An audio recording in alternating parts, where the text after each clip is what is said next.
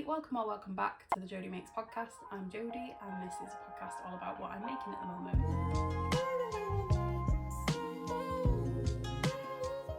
Today I'm going to have a bit of a look back on what I managed to achieve during Fix It February. I know that more traditionally this is sort of a finish it, fix it, frog it February, but this year I had 4 specific projects that needed repairs, and so I wanted to really hone in on that fix it element.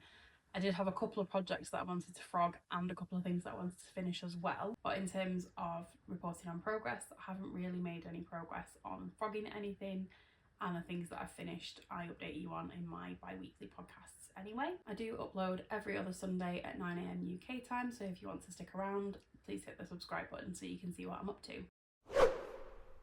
My top priority for Fix It February was to go back in and make an adjustment to a jumper that I made for my partner for Christmas this year. This is what I'm dubbing the Feathers McGraw jumper. I essentially used the Moby sweater by Petite Knit as a base pattern for this. Made a gauge swatch using Drops Charisma and I managed to get gauge for that pattern. And so I essentially just lifted and shifted the numbers. I'd already made a Moby sweater man for my partner before that was really well fitting, so I was quite confident that the pattern would fit him, but I did have to make some pretty major modifications to the pattern to sort of accommodate this. I followed the pattern for the back panel, with it being a drop shoulder. You sort of cast on a set amount of stitches for the back neck, and then I think this is using, I think this one's shaped using short rows rather than increases. So I followed all the instructions for the back panel, got that to the correct length, and then I cast on for the front panel bottom up. Now to do that, I had a look at the total circumference stitch count. So once you join the front and back in the round, I halved that number and then I added 2 to that just to account for the salvage stitches on each side. So I essentially casted on half the amount of body stitches plus 2, and then worked that panel from the bottom up with the colourwork chart. And then as soon as I'd finished the colourwork chart, I just added a centimetre just to give you a little bit of a break between the colourwork and the neck, and then started working decreases at the same rate that the pattern recommends that you work increases, because in the pattern you pick up from the shoulders and you increase for the neck. So I separated for the neck, decreased wherever there was increases, and then I used, I think it was a 3 needle bind off to connect each of those shoulder panels at the front and back, and then seamed up the sides, added the ribbing on last, and then picked up for the neck and the sleeves. Now, despite having made this very same pattern, albeit with a different stitch pattern before, and despite me measuring this version up against the old version, which fits him fine, when he actually tried this on, this was really quite short for him. Now, I don't know if that's because with there being an intarsia panel on the front of this, it's less likely to relax in terms of length, or something that I did to it in blocking. I know with the previous jumper being sort of a textured cable jumper, I blocked that quite aggressively to make sure that the cable's relaxed. Whereas with this, I didn't really do any sort of strenuous blocking to it. I literally just washed it and laid it flat. So I don't know if that's impacted this, but I'll insert a picture of just how too short this jumper was when he tried it on. I was playing pretty hefty yarn chicken with this jumper. Again, I don't really know what happened because I've made the pattern before, and I think the first time around when I made the Moby, I think I bought 15 balls of the same yarn, Drops Charisma, just in a different colour, and I think I had something like 3.5, maybe 4 skeins left, and so I determined that I'd need about 11 to finish the jumper.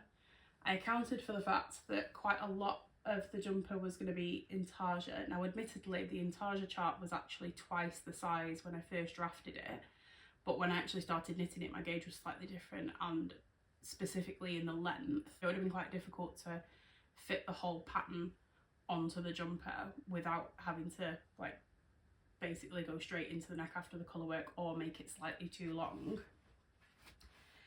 In hindsight, the original colourwork chart probably was fine, and there might have been something wrong with my measuring when I went for that original gauge swatch, because the colourwork actually only goes about halfway up. So if I'd have made the body shorter maybe, I probably would have gotten away with that original chart. I essentially reworked the intarsia chart to make it half the size, and didn't really think about the fact that that would impact the amount of grey that I would need versus the amount of the colour work. I mean, by that point I'd already bought the yarn anyway, but like I say, I thought I needed about 11 skeins, and that was for the textured version. So I figured you'd probably not use as much yarn in an intarsia sort of stockinette version as you would in the textured knit.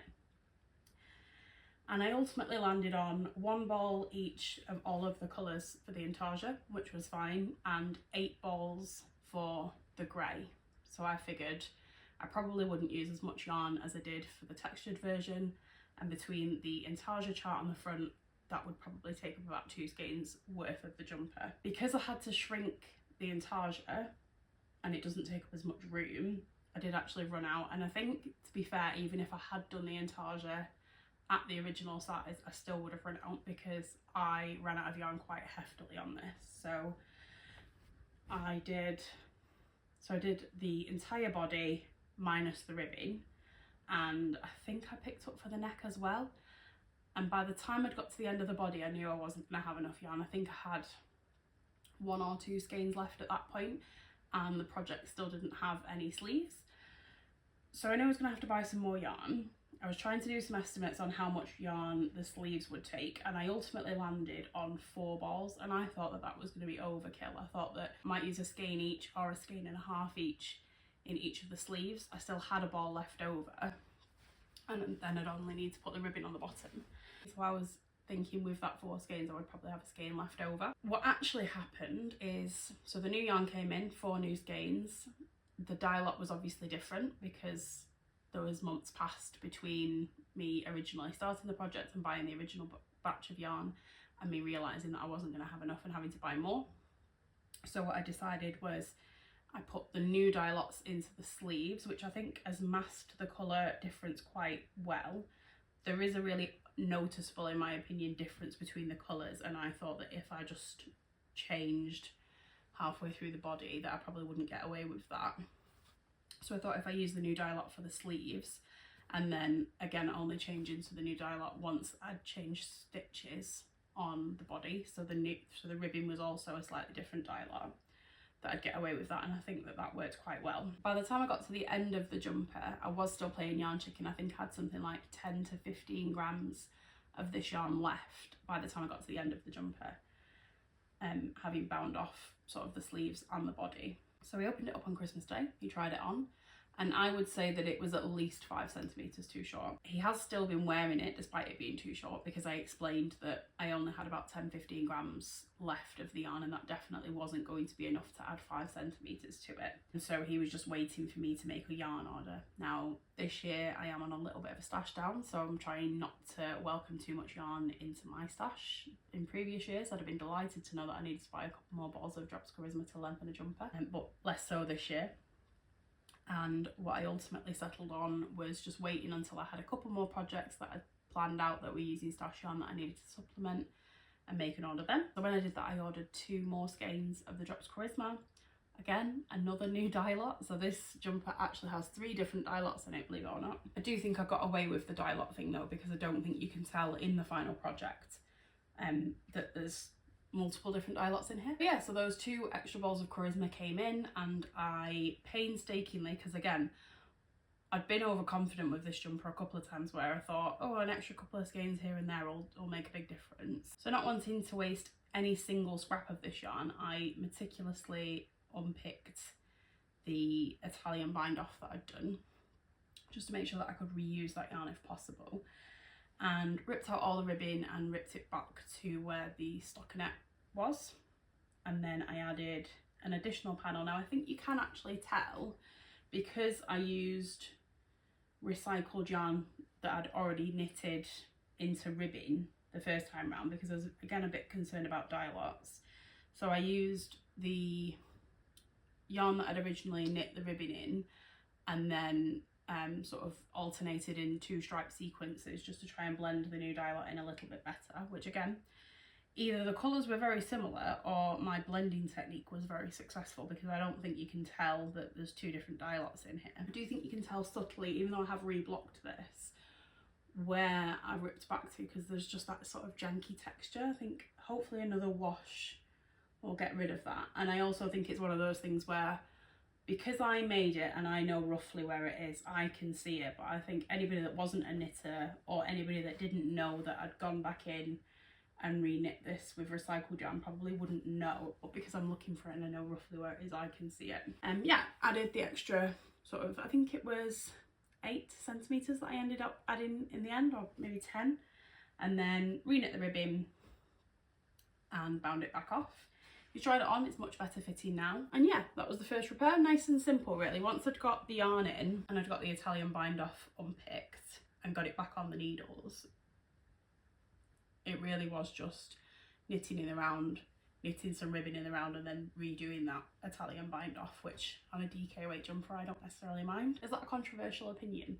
I know a lot of people complain that while they really like the finish of an Italian bind off, they don't really like doing it. I love the process of doing an Italian bind off, and the fact that it looks really good is just a bonus for me. And in terms of the cost of the repairs, so I did have to buy 2 extra balls of Drops Charisma for this, and I think that was £4.14 to repair this. But yeah, first repair finished. The second thing that I wanted to adjust in Fix It February was actually what I'm wearing right now. Now this is the Liké pullover by Sari Nordland, and I was very, very inspired by AKA Nora Knits' version of this, where she did very similar to the one that I'm wearing, sort of a textural contrast. The Liké pullover is originally written to be a sort of colour contrast stripe, where the zigzag stripes are in one colour and then the rest of the body is in a different colour. I did see in Nora's version she'd used just sort of like a plain white merino for the body and then a white boucle for the rest of it.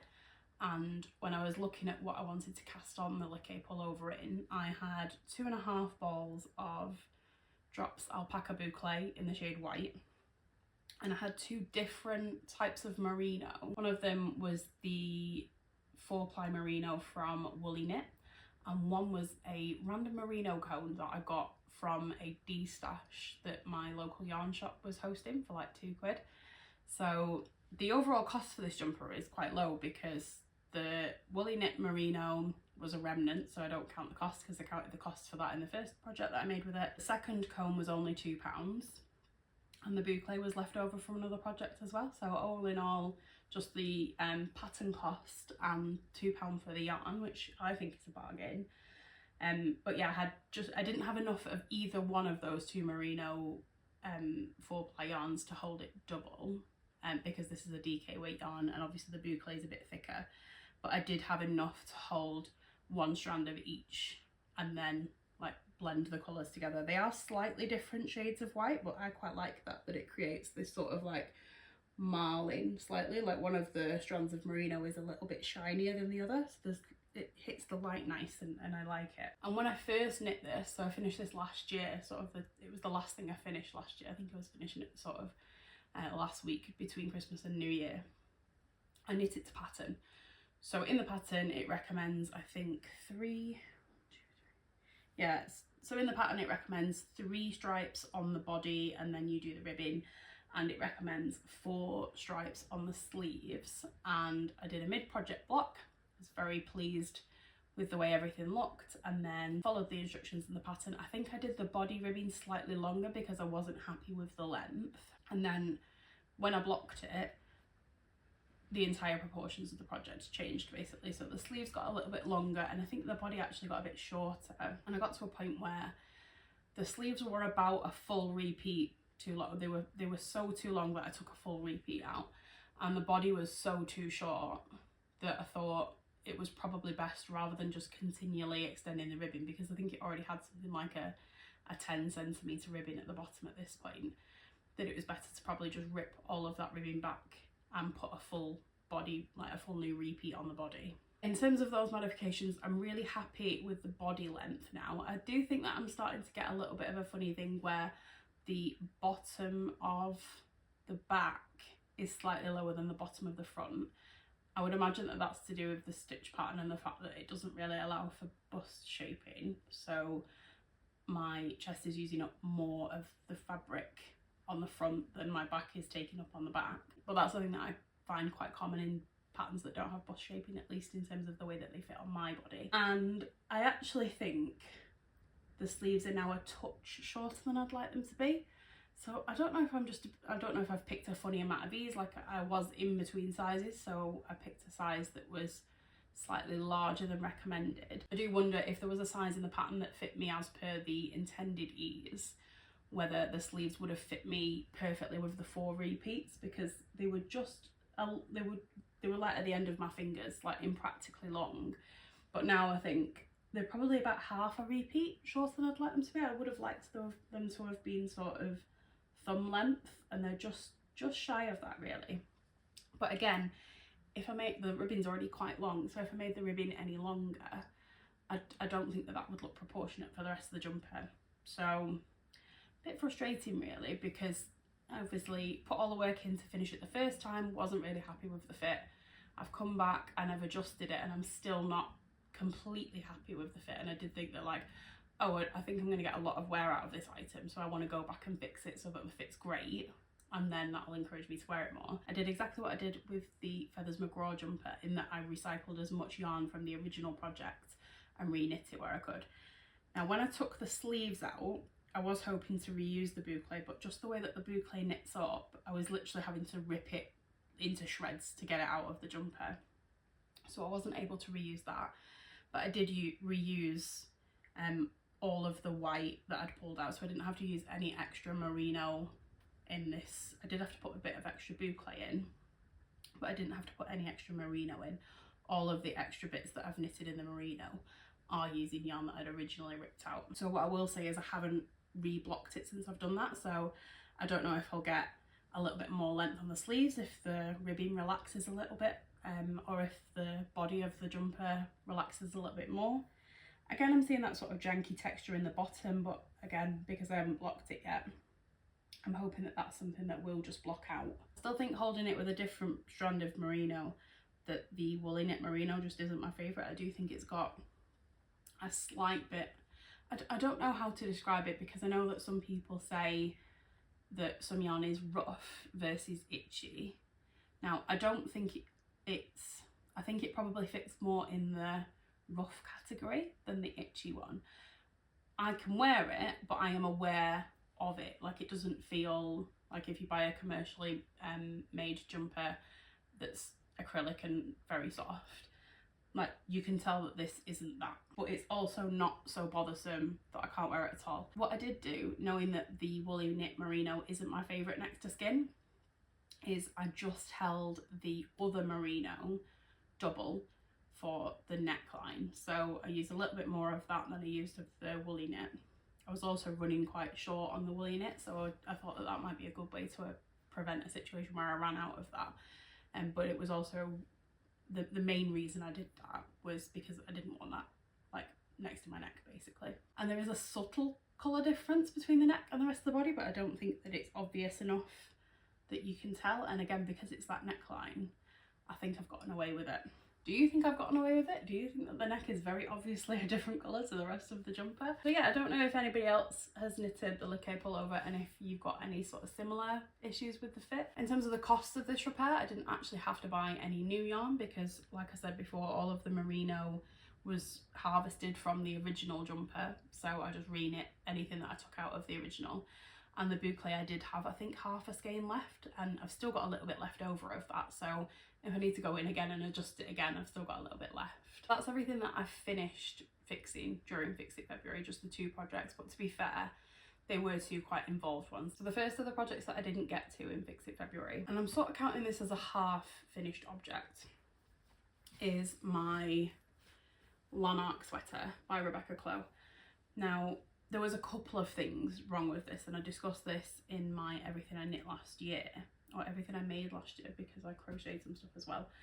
I did touch on this. So there was 2 main problems with this. Now, I love the colour and I love the pattern and I love the stitches. I think it's really nice and warm and cosy, but the ultimate mistake is nothing to do with the pattern. I think I picked the wrong yarn and I picked the wrong zip. So all of the materials that I included in this were not great. Although I am quite happy with the colour of the thread that I used to sew the zip in. So maybe not 100%, but just, you know, all of the materials that counted really. So I said, first of all, that I think that the zip that I chose was not really intended to be like a focal point zip on a quarter zip. I think this is more sort of like the type of zip that you would put in the back of a dress that you'd sewn. And my local yarn shop is a sort of like half yarn, half fabric shop. So I do think that this probably is not the right zip. It's not decorative enough. And I wanted to go for sort of like a statement contrast colour. And I think that it just cheapens the look of the whole thing because the zip is just like very obviously not right. Ultimately, I didn't get around to changing the zip. I am accidentally in a no buy month, and I wanted to have a full month this year where I don't buy any crafting supplies. I'm currently on the 26th of February and I haven't purchased any crafting supplies this month, and so I haven't gotten around to finishing this one purely because I didn't want to break that accidental no buy by buying a zip. And so I think this is probably going to be the first one on my March, and maybe we'll call it Mending March or Mend It March, because I do want to kind of continue with what I've been doing and go back to these old knits and fix them up. So yeah, I didn't change the zip out for that reason, but I did address the yarn. So the other thing that was wrong with this, and again I referenced that in the previous video that I discussed this in, was that I knit this out of the British Wool by Woolly Knit. And when I got the sort of shade cards from Woolly Knit, thinking that, you know, these cones are quite expensive, they've got a lot of yarn on them. If I'm gonna buy cones of yarn from a company where they come in 500 grams, I really want to know that that yarn is something that I'm going to be comfortable with. I want to know that I've definitely got it in the right colour. So I bought the shade cards, had a look at the colours, was really happy with it. I think this is Fandango Pink, like the really, really highlighter bright colour, the Barbie pink one. Touched it, was really happy with how it felt in the shade cards. And so I ordered quite a few. I ordered, I think, 5 cones of the British Wool and 1 cone of the Merino in colours that I liked. And then again, touched the shade cards, was very happy with the feel of it. And when I opened the box with the cones in, the yarn in the cones felt rougher than it did in the shade cards. And so initially I just put this down to maybe they've washed the shade cards because maybe they want you to know what it looks like when it's blocked. Maybe there's a little bit of colour loss, so like a blocked piece of yarn in the shade cards might have been provided, and that's why they were a bit softer. And I've heard from quite a few people that some yarns soften up with blocking, so I wasn't initially too concerned. So I started knitting it, was really happy with it, got to the end. This is a half fisherman's rib, sort of half brioche piece, so it was a lot of yarn, a lot of time, you know, time consuming stitch. Got to the end of it, blocked it, really happy with the fit. Did not soften up at all, in my opinion. And where I'm saying that the British Wool that's in this and the other jumper that I made with this, they're not my favourite, and I would say that I can feel them and they're probably rough rather than itchy. I find this like abrasive. I find it uncomfortable to wear. So one thing that I did say that I was going to do was, I'd seen that some people try to soften up 100% wool using conditioner, because ultimately it's like hair, so conditioner should soften it up. So I gave this a conditioner bath. I do think that that's worked. I do think it softened it up. I still don't think that this is a material that I would ever use to make a jumper that I'm going to have next to skin, but this is an outerwear piece, and if I'm clever with the collar, I don't think I could wear it with the collar up. Like even just putting it there, I can feel it, like it's bothering me. But if I sort of undid the zip enough and folded the collar down so the collar wasn't like directly next to my neck, I think I could get away with this as an outerwear piece now. And I said that ultimately the fact that the jumper was uncomfortable because of the yarn was the reason why I wasn't prepared to change the zip. And I think I am now open to changing the zip, because I think I probably would wear this as an outerwear piece in the cold if I was to change the zip. So sort of half done, but I am optimistic that if I get the right zip and I change that out, that I will actually start wearing this then. I suppose one thing that I would ask is, I mean, first of all, as I only ever hear good things about the British Wool from Woolly Knit, so it'd be really comforting to know, have you used this yarn and do you agree with me? Do you think that it's not great in terms of the itch factor? Do you think that it's something that you really should only use on, or that you would only use on garments that aren't next to skin? Because I feel really sort of disappointed and let down, because again, I only ever hear good things about this yarn. Everybody raves about it. Everybody says that it's soft and that it's nice. And I don't think it's something to do with the colour, because I ordered 3 different colours and I don't like any of them. Admittedly, I haven't knit with the other 2 colours because I was so scarred by this. And so I wonder if this colour hasn't softened up because of the colour. Obviously the colour is quite bright and I would imagine that that would change the texture. Maybe the other two will soften up with blocking. Might have to knit some swatches and see. But yeah, have you had a similar experience? And I suppose in terms of advice, whilst the conditioner has softened this up a bit, if there's anything that you would recommend that I can do to make it even softer, would be very happy for that advice. Thanks. And then from an itchy sweater to one of the coziest and best yarns, this is Drops Air, and I just think it's absolutely delightful in terms of the texture. I think it's so nice next to skin. It's so soft, it's so fluffy, it's so warm. It's an Aran weight, so a little bit heavier, a little bit warmer, but just so cozy and so soft, like so nice to just touch. A couple of things with this one though. So I've had this jumper for a little while. This is technically the second jumper that I've knitted for myself. I did make a chunky souffle, but that was the first jumper that I made for myself, and I hadn't really mastered the picking up stitches things, and it was essentially just sort of full of holes. I'd made a few mistakes on it, and ultimately that is the one piece of knitwear that I've just completely gotten rid of, because I realised that not only was it full of holes, but there was probably not even any use recycling, sort of trying to harvest the yarn from that, because a chunky weight sort of blown yarn wasn't really something that I was going to wear. So I got the slightly lighter weight in the Drops Air, and I used that to make a tendril sweater by the Knit Pearl Girl. And this is a drop shoulder pattern. It does the technique for the trapezoid on the back where you use increases, and I really, really like that technique. I do like doing short rows, so in terms of the process, I do prefer a drop shoulder process wise that uses short rows, but I really like that like clean seam line that you get when you use increases and picking up stitches. So again, really happy with the pattern. Was really happy with the yarn because the yarn's really cozy, and wore this a few times. It's sort of wool alpaca blend, so it doesn't need washing very often. And on the first wash, and if you've ever worked with this yarn, or if you've ever worked with an alpaca yarn full stop, you might know where this is going. But first wash, and it lost all semblance of shape. I think the biggest problem is the neckline. So I think if I didn't go back and revisit anything else, just fixing the neckline for this would be an absolute minimum, but the neckline is completely stretched out.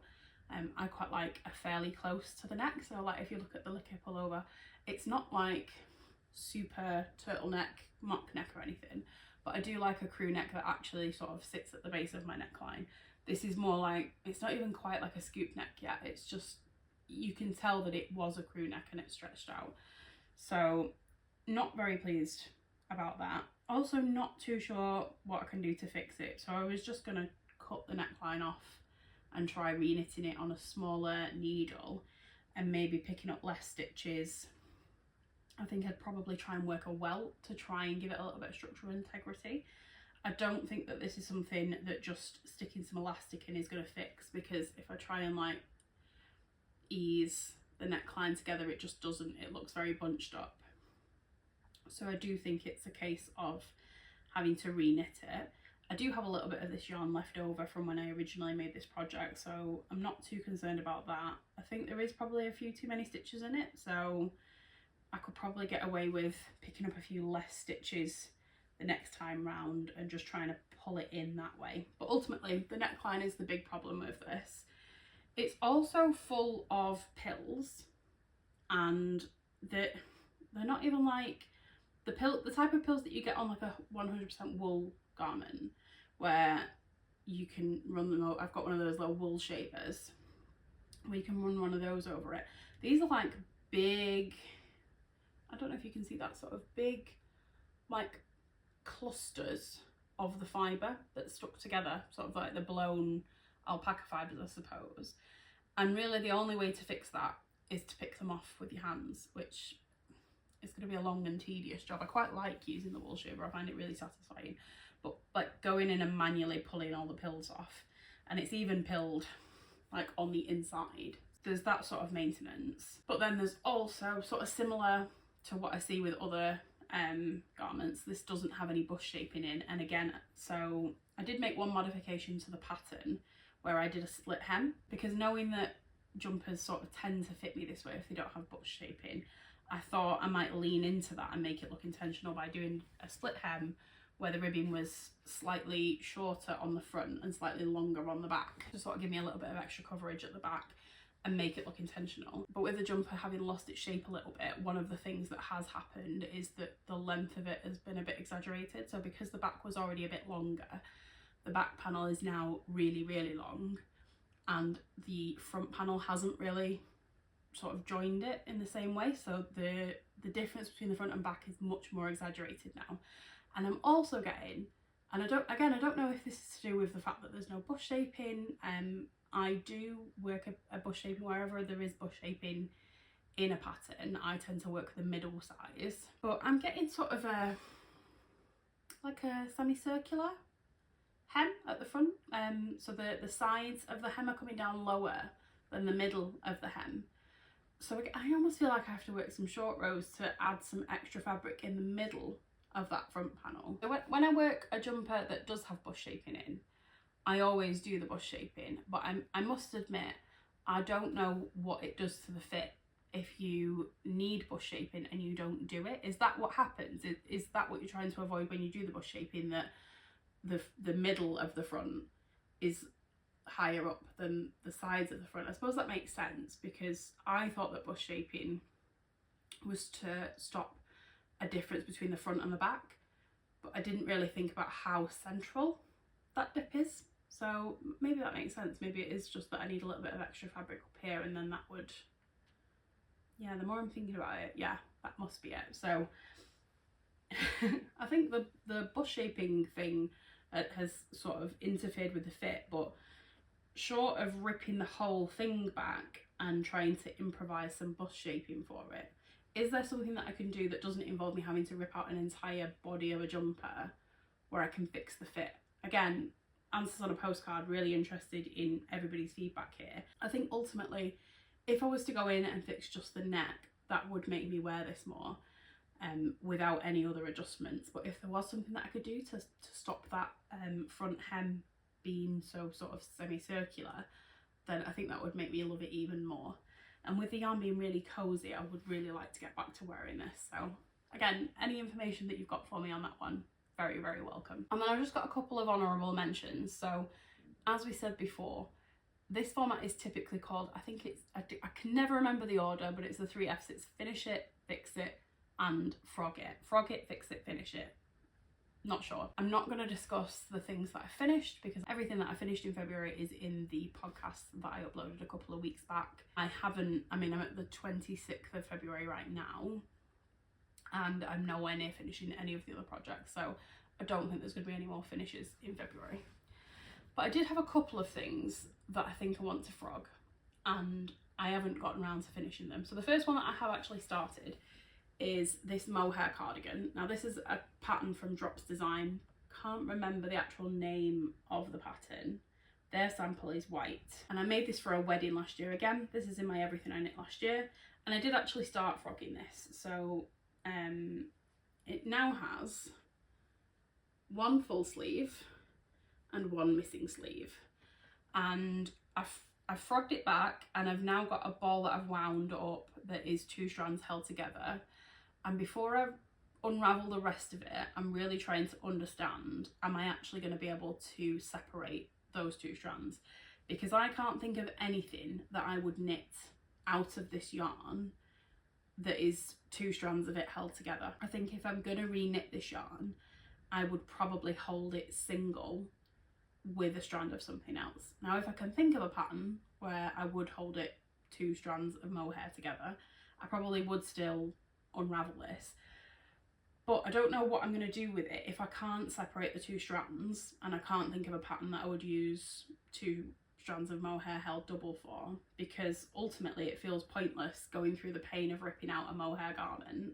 I think it took me like half an hour to get the single ball of the 2 strands held together, so I can't imagine how much time it's going to take me to separate that out into 2 separate balls. Happy to put the time in to get that yarn back if I'm going to be able to put it into something else, but I don't see the point in putting myself through that if I'm not going to be able to reuse that yarn. It would be a shame to get rid of this in any other way because it's a 100% natural fibre. It took me a long time to make this. There's nothing wrong with the yarn's nice and soft, and the colour is nice. I really like the colour, but ultimately frogging it is going to be too much work if I'm not going to be able to reuse the yarn. So I'll get back to you on that. I suppose one thing that I could make with it 2 strands held double is the cloud bow. I think that's actually made for 1 strand held single, but it's quite a loose gauge, and so I think you'd probably get away with holding 2 strands together for that. That might be the answer. But yeah, I got a little bit of the way through frogging this, but I've not got to the end of it. And the last one, and I know there's a lot of people who really, really love this pattern, but I just didn't get on with it. And it's the Tolster Tee by Rebecca Clow.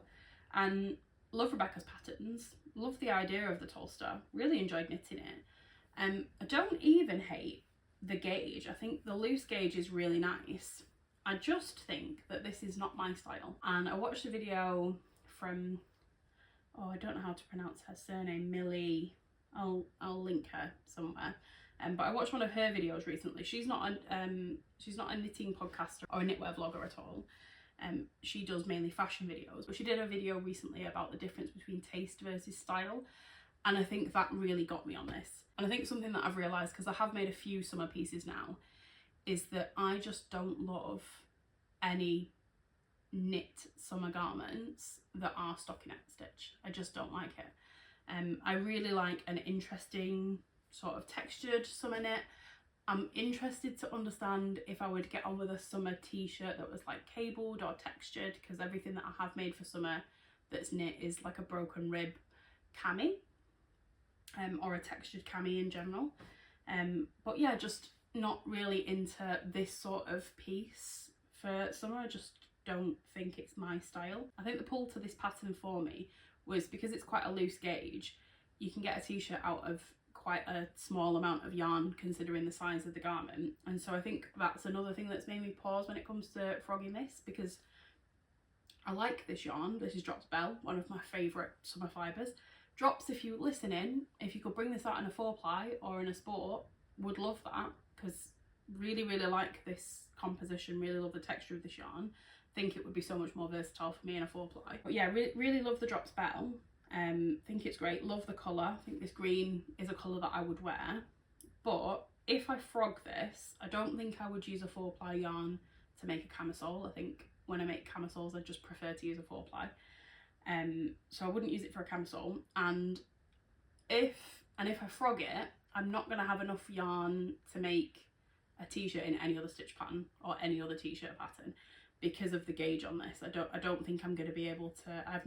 I used up every bit of the green I think that I had when I made this. I've got no yarn left over, and so the thing that's making me pause is, like, again, sort of with the mohair cardigan, I'm happy to frog this. I would like this yarn back, but I need to think about what I would actually use this yarn for if I were to frog it, because although this is going to be less work than ripping out the double strand of mohair, I still think it's a waste to frog something to then not use the yarn for something different. So I just want to think about what I would actually make with this yarn once I frog it, and then I'm happy to do that. So that's everything from me for this week. If you have got any answers to any of the questions that I've raised this week, please do let me know. Again, that's how do I soften up my Lanark, my woolly knit British wool, if there's anything that I can do. I did use like really cheap conditioner. Do I need to use better conditioner to soften that up? Is there anything that I can do to get around some of the fit issues on the hemline of my tendril sweater? And I'd also actually be quite open to some recommendations for patterns that I can make out of the 2 projects that I'd like to frog. So if you can think of anything that's 2 strands of mohair held together that I can make with my cardigan yarn, or if there's anything that I can do, I think it was about 4 balls of Drops Bell, and I typically wear a size large. So I'm usually like a size 5 to 6 in most patterns. So yeah, if you can think of any patterns that I can recycle those yarns for, that would also be really welcome. So thanks again for watching, and if you would like to keep seeing what I'm up to, I would really love it if you hit the subscribe button, and I'll see you again next time. Bye!